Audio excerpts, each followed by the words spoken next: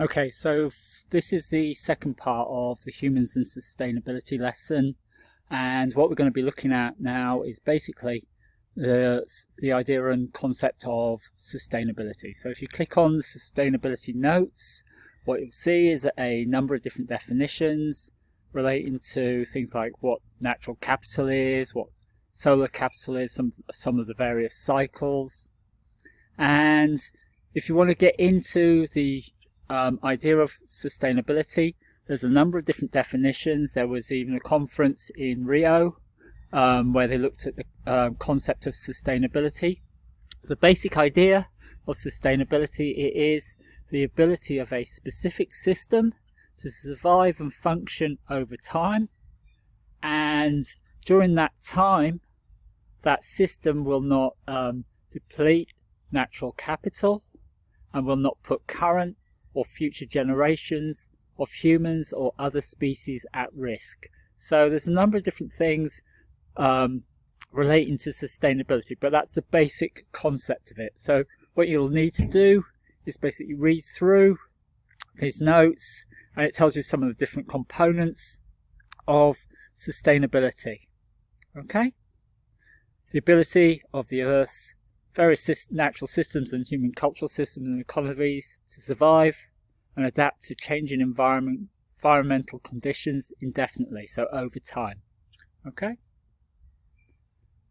So after you've read through the sustainability notes, make sure you look through the sustainability video. You might want to look at this video on palm oil, which gives you good insight into some of the problems relating to palm oil and how we're not living sustainably. The next major topic is, what is pollution? So, what is pollution?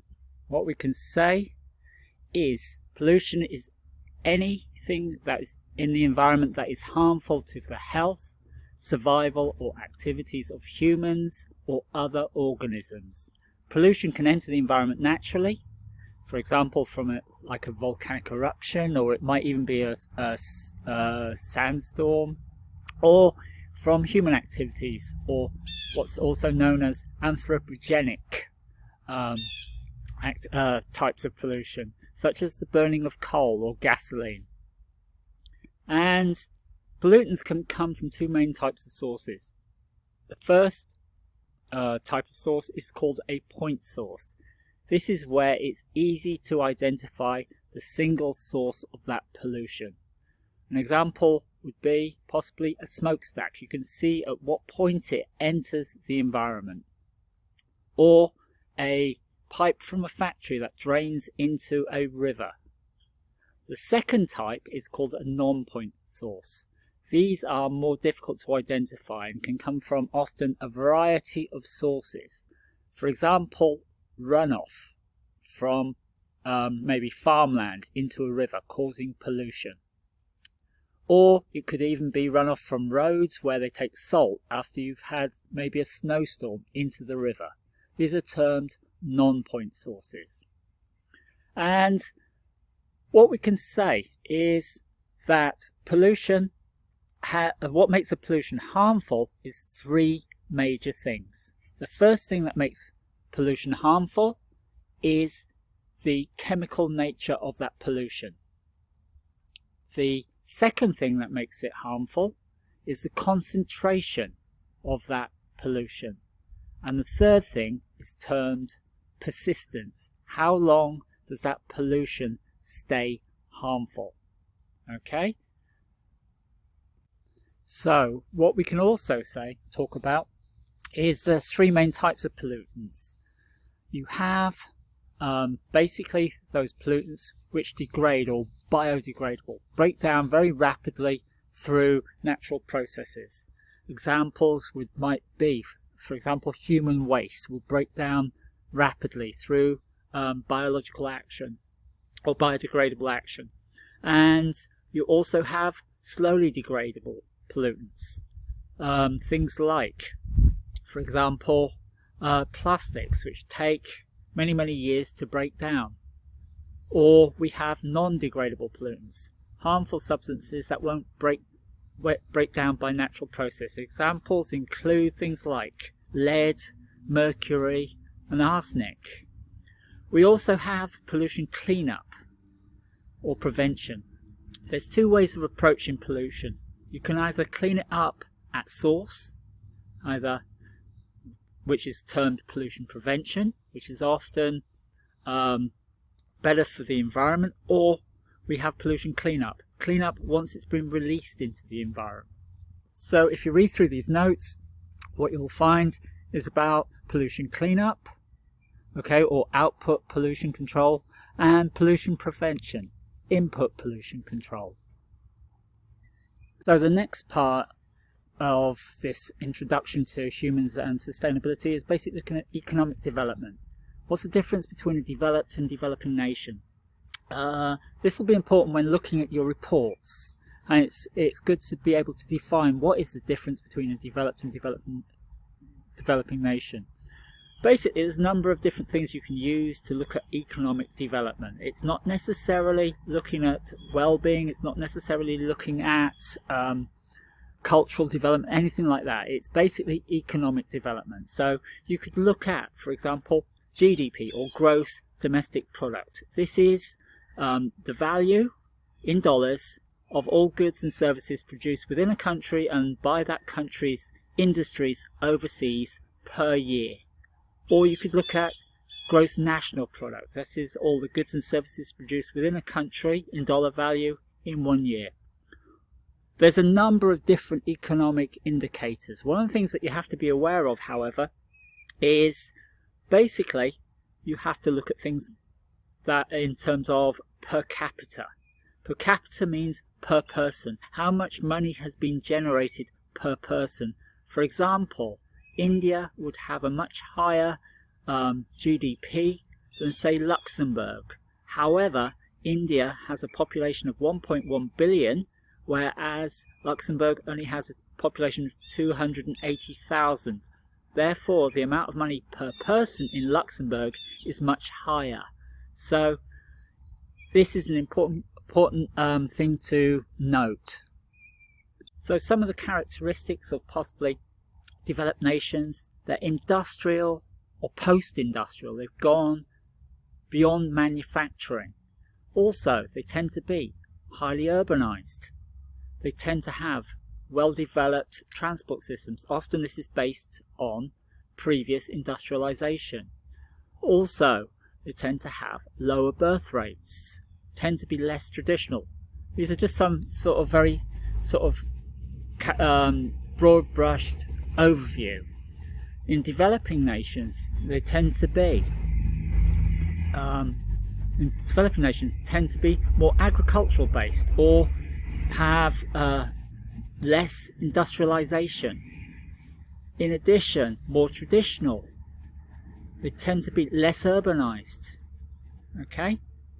And one of the things we can say, the developed world is classified as being about 20% of the world's population. However, that 20% has about 80% of the world's wealth. Okay?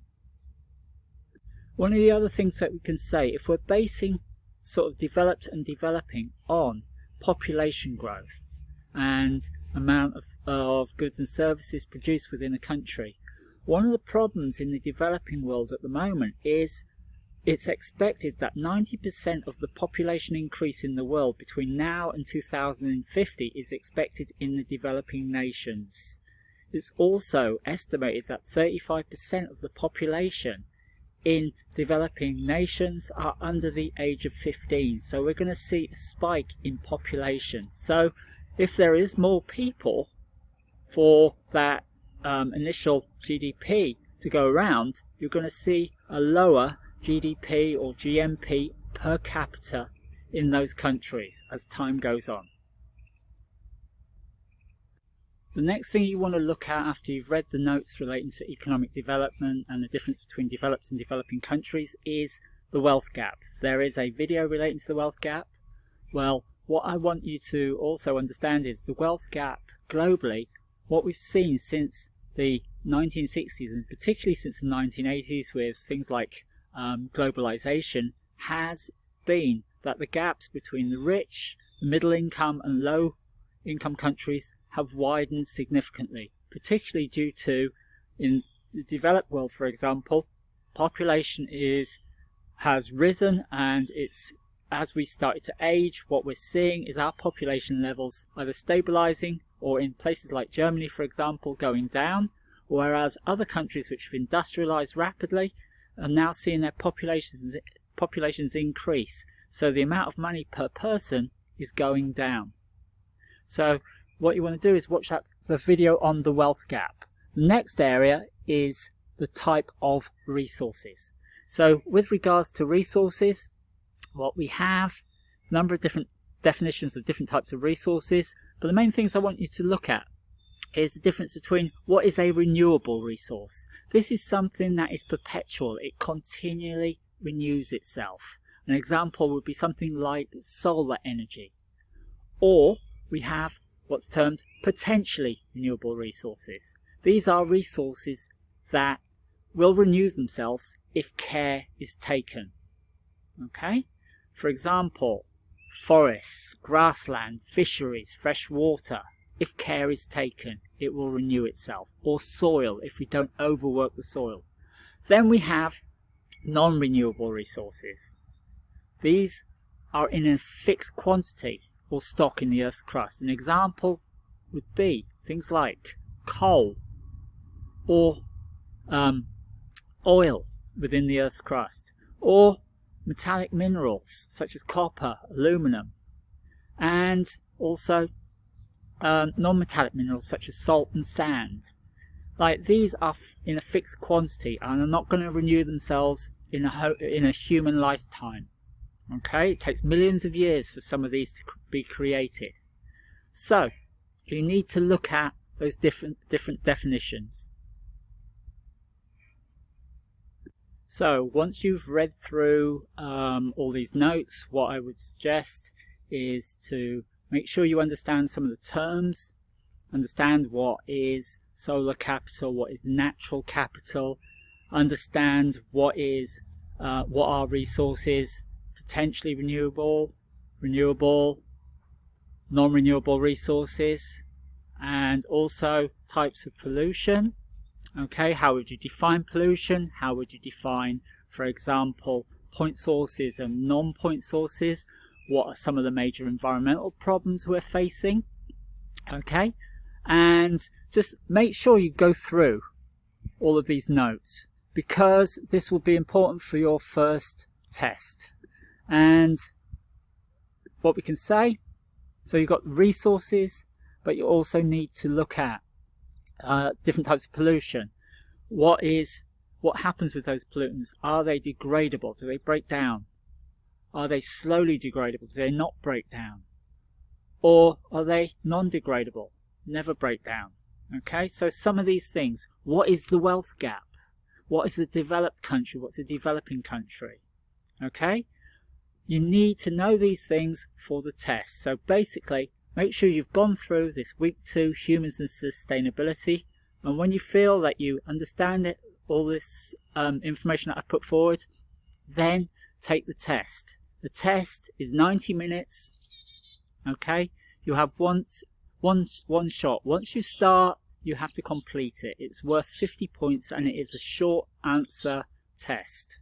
Okay, make sure you also understand what is sustainability. Okay, if you have any questions relating to these notes, either post in this general discussion, or between 10 and 11 every day I am on Canvas chat. I can respond live to you. Okay, so let me know if you have any problems. If not, take test 1, do your sustainability discussion, and keep thinking about report 1.